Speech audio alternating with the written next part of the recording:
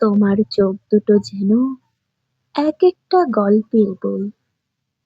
খুললেই পড়ে ফেলি অগণিত না বলা কথা।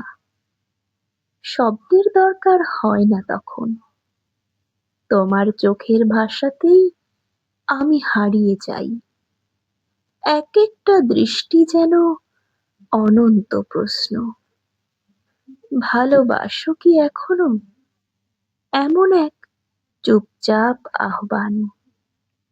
আমি তাকিয়ে থাকি নির্বাক, কারণ উত্তর দিতে গেলে গলা কেঁপে ওঠে।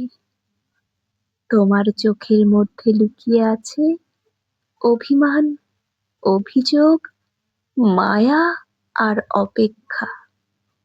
আর আমি দাঁড়িয়ে আছি ভাষা না জানা এক পাঠকের মতো। চোখ দুটোই বলে দিয়েছে সব।